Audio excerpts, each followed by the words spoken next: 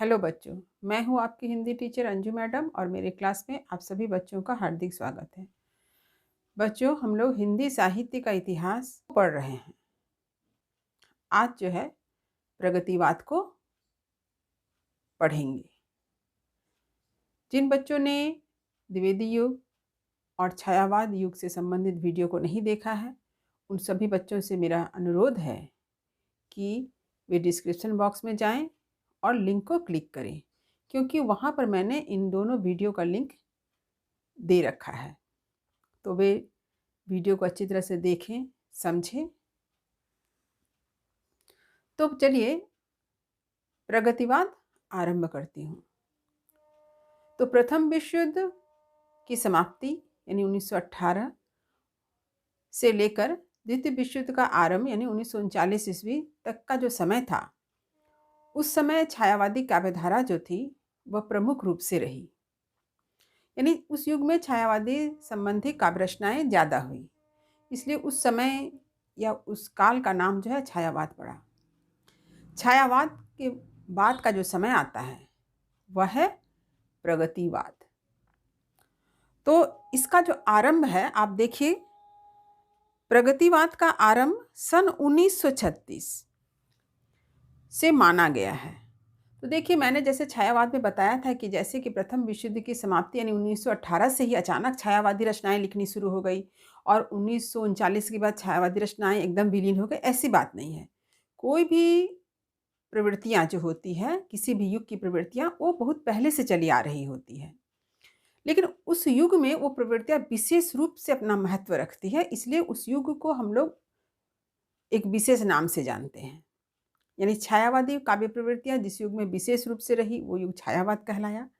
ठीक उसी तरह से प्रगतिवादी रचनाएं जो है 1936 से इसका आरंभ माना जाता है रहा है। यानी ये रचनाएं जो है उस समय से लिखी जा रही है। तो इसीलिए आलोचकों ने 1936 से प्रगतिवाद का आरंभ माना है। इसे प्रगति काल युग भी कहा गया है। इस युग का अभ्युदय यानी इस काल का आरंभ क्यों हुआ? तो इस काल का अभ्युदय जो है अनाचार के विरोध में शोषितों और पीड़ितों की दर्द भरी आवाज को लेकर हुआ। यानी पीड़ितों और शोषितों के समर्थन में यह युग यानी इस युग में रचनाएं लिखी गई। तो चलिए,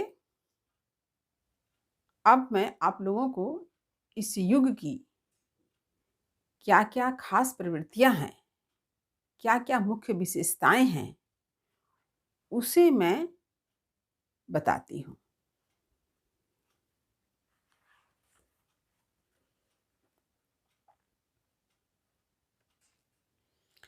देखिए, प्रगतिवाद की प्रवृत्तियां, प्रवृत्तियां को ही क्या कहा जाता है? विशेषता कहा जाता है। प्रवृत्तियां क्या कहलाती है? प्रवृत्तियां ही विशेषताएं कहलाती हैं। पहली विशेषता है समसामयिक समस्याओं का चित्रण। दूसरा है शोषितों का करुण गान। तीसरा शोषकों के प्रति आक्रोश। चौथा क्रांति की भावना। पांचवा रूढ़ि विरोध। छठा नारी चित्रण। सातवां मार्क्स और रूस का गुणगान। आठवां सांस्कृतिक समन्वय की भावना। नौवां है प्रगतिवाद का कला पक्ष या भाषा शैली। तो मैं आप लोगों को एक बार फिर से बताती हूँ कि इन सारी प्रवृत्तियों का विवेचन मैंने आप लोगों के सामने लिखकर प्रस्तुत किया है। मैं आप लोगों को प्रत्येक प्रवृत्ति को विस्तार से समझाऊंगी, बहुत ही सहज रूप से समझाऊंगी, ताकि आप पूरी बात को अच्छी तरह से समझ सकें। लेकिन जो खास बात यह है कि इसे लिखकर समझाया गया है। इसे मैंने स्वयं लिखा है और लिखकर आपके सामने प्रस्तुत किया है। और फिर से मैं आप सबसे यह कहना चाहूँगी कि आप भी लिखना जो है जारी रखें।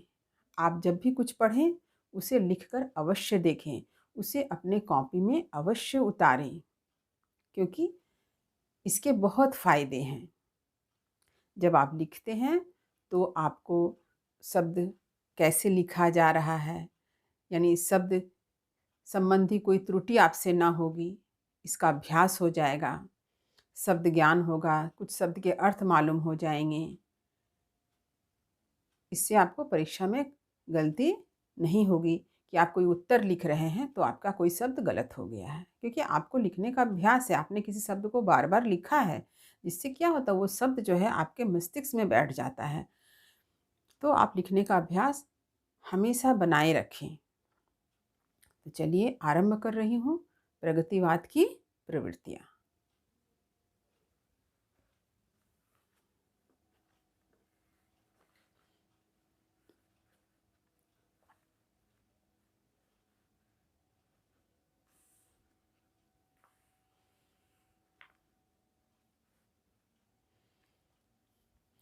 देखिए, प्रगतिवाद की मुख्य प्रवृत्तियाँ क्या है। पहला मैंने बताया समसामयिक समस्याओं का चित्रण। समसामयिक माने अपने समय की समस्याओं का चित्रण इस युग के रचनाओं में किया गया है। प्रगतिवादी कवियों देश की समसामयिक समस्याओं के साथ विदेश की समसामयिक समस्याओं का चित्रण किया है। यानी इन कवियों ने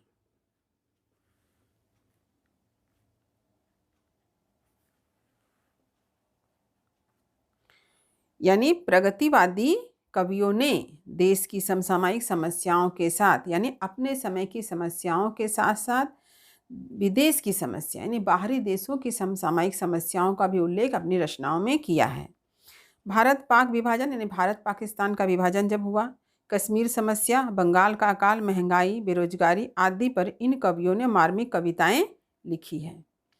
कवि नागार्जुन ने आज की थोथी आज़ादी पर व्यंग कसते हुए कहा है, कागज की आज़ादी मिलती ले लो दो दो आने में। यानी प्रगतिवादी रचनाओं में उस समय की जो समस्याएं थी उन सारी समस्याओं का चित्रण बखूबी किया गया है। महंगाई, बेरोजगारी, भारत पाकिस्तान का जो विभाजन हुआ, कश्मीर समस्याएं आई, इन सब पर जो है उन्होंने बहुत तरह की रचनाएं लिखी है। और नागार्जुन का तो एक उदाहरण है जिसमें आज़ादी पर व्यंग्य किया गया है कि आज़ादी जो है वो कागज़ की आज़ादी यानी कागज़ पर हमारा देश आज़ाद हो, कागज़ पर लिखा गया कि हमारा देश आज़ाद हो गया। ऐसा क्यों व्यंग्य कर रहे हैं? क्योंकि आज़ादी जो है वह कुछ लोगों तक ही सीमित रही, शहरों तक ही सीमित रही। गांव में रहने वाले गरीब मजदूर ये तो आज भी गुलाम की ज़िंदगी जी रहे हैं।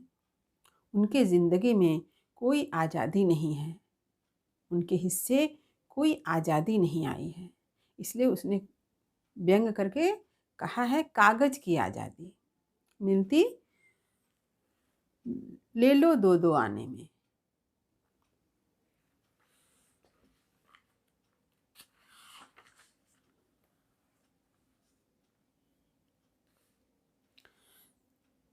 देखिए, दूसरा है शोषितों का करुण गान।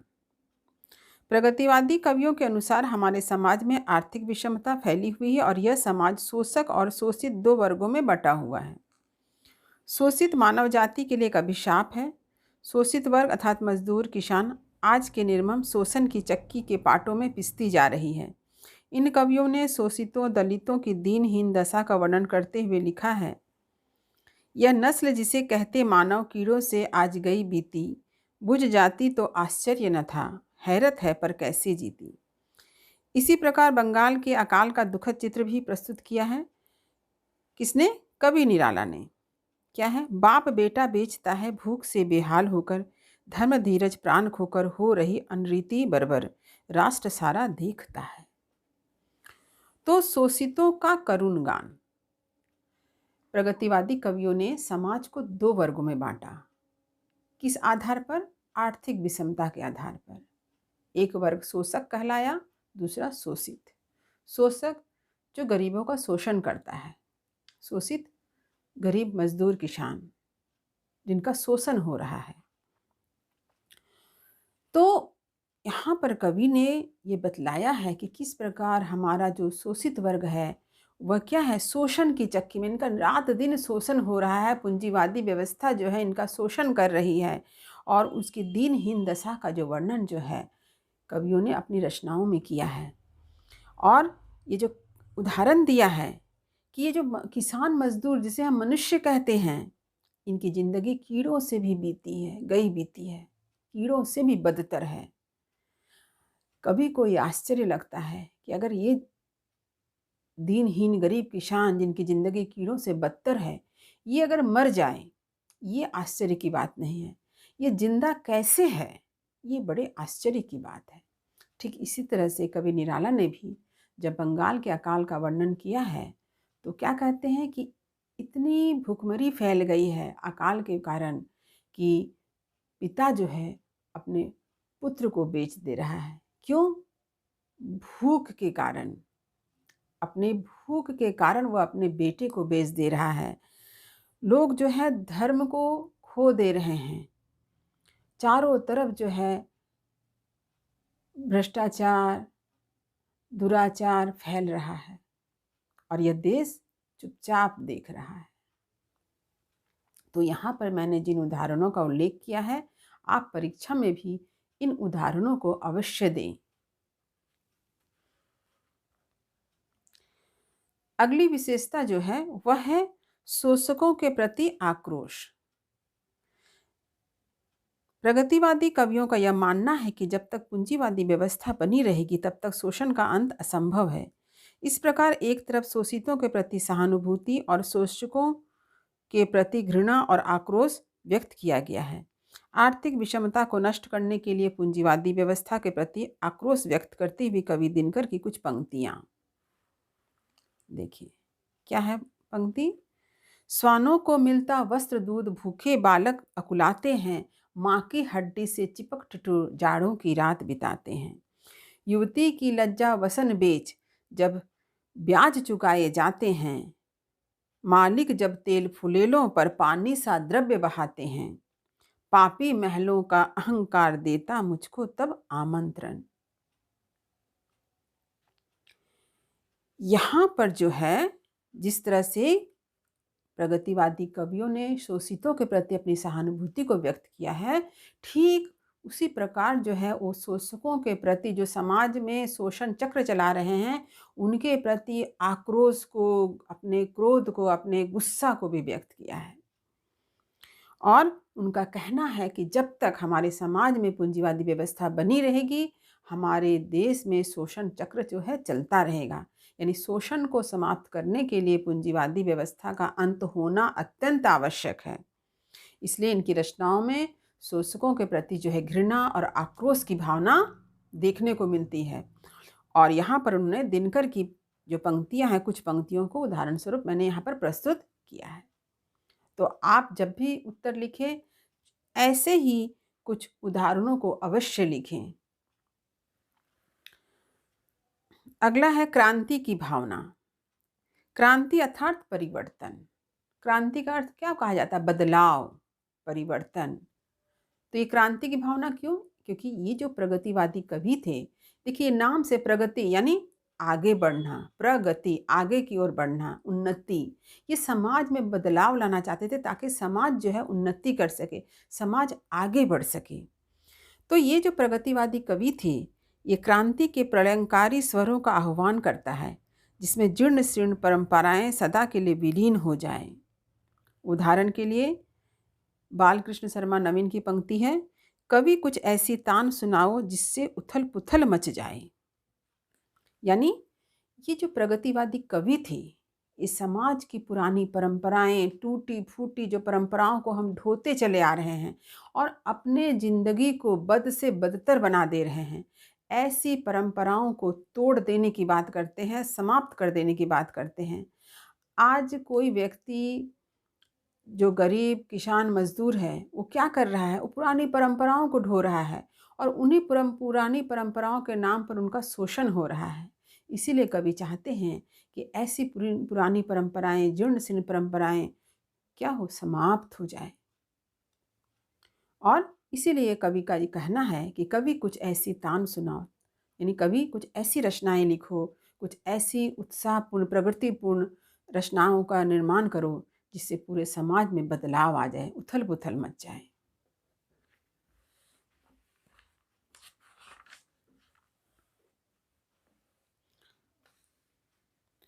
और एक उदाहरण देखिए, आ कोकिला बरसा पावक गण, नष्ट भ्रष्ट हो जीर्ण पुरातन।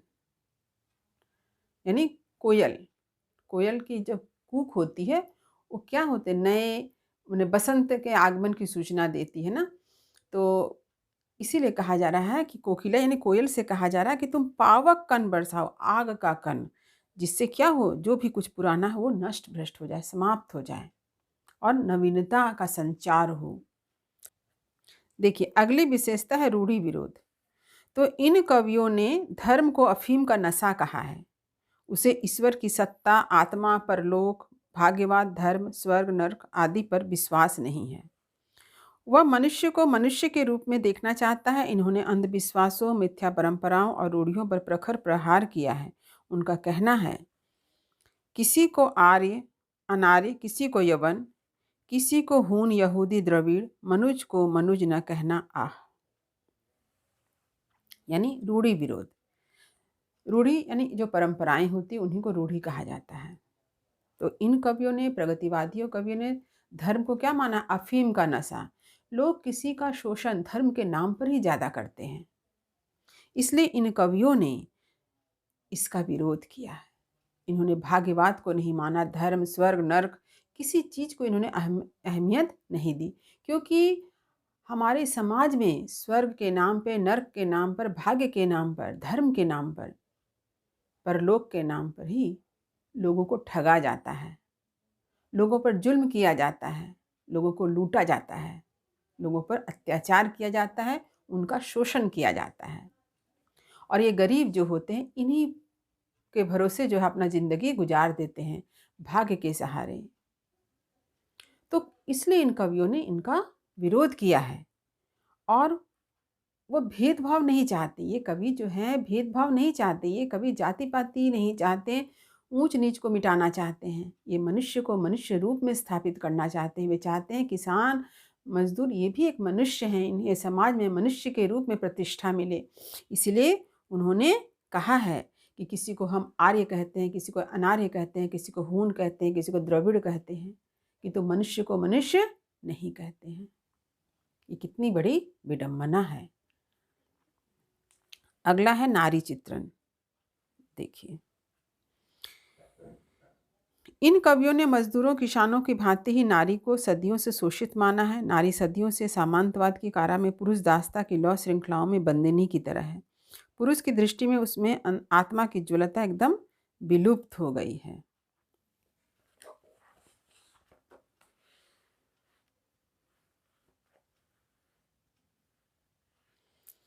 प्रगतिवादी कवियों ने नारी को पूर्ण प्रतिष्ठा दिलाते हुए उसमें उज्जवल और पवित्र आत्मा के भी दर्शन करता है। उदाहरण दिया है, योनि नहीं रे नारी, वह भी मानवी प्रतिष्ठित, उसे पूर्ण स्वाधीन करो, वह रहे न नर पर अवशित। और कवि पंत कहते हैं, मुक्त करो नारी को।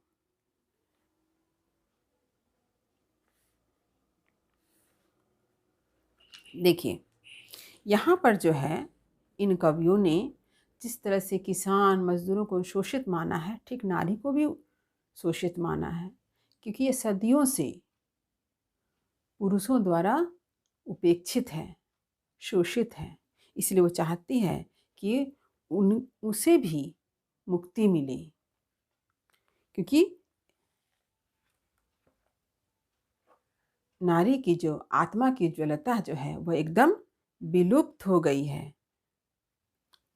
प्रगतिवादी कवि नारी को पूर्ण प्रतिष्ठा दिलाना चाहते हैं और उसमें उज्जवल और पवित्र आत्मा के दर्शन भी करते हैं। अगला देखिए, मार्क्स व रूस का गुणगान। प्रगतिवादी साहित्य मार्क्सवाद से पूर्णतः प्रभावित है। नरेंद्र शर्मा ने रूस की प्रशस्ति में लिखा है, लाल रूस का दुश्मन साथी, दुश्मन सब इंसानों का। यानी प्रगतिवाद जो था वह रूस यानी मार्क्सवाद से प्रभावित है। तो इसीलिए इन कवियों ने रूस का और मार्क्सवाद का गुणगान किया है। सांस्कृतिक समन्वय की भावना। इन कवियों यानी लेखकों ने एक समन्वयात्मक संस्कृति को जन्म दिया। पंत जी ने महर्षि अरविंद के चेतनावाद एवं मार्क्सवाद के साम्यवाद का समन्वय करते हुए सांस्कृतिक समन्वय की चेष्टा की है। क्षुद्र व्यक्ति को विकसित हो अब बनना है जन मानव, सामूहिक मानव को निर्मित करनी है नव संस्कृति। तो उन्होंने एक उदाहरण के द्वारा इसे समझाया है कि इन कवियों ने, जैसे महर्षि अरविंद जी और मार्क्स के बीच क्या क्या सिद्धांतों के बीच एक समन्वय, तालमेल बैठाया है। तो ये इस तरह की संस्कृति जो है हम प्रगतिवाद में देखते हैं, उनकी रचनाओं में पाते हैं।